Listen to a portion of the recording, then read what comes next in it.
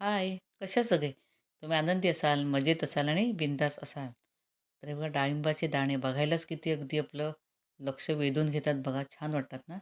पण याची एक गंमत आहे, हे जर कोणी सोलून दिलं ना, तर खायला अगदीच छान वाटतात. कारण हे सोलण्याचा मला तर बराच कंटाळा येतो. पण सकाळी मीच बसून आहे ना, सोलले होते.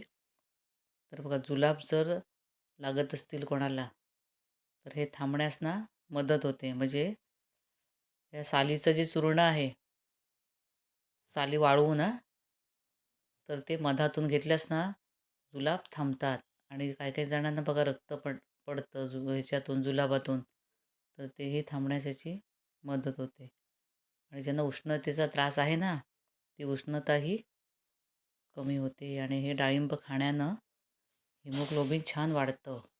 तर म्हणून हे बघा मी चाळणीवर असाच म्हणजे ह्या गाळणीवर थोडा-थोडा रस काढत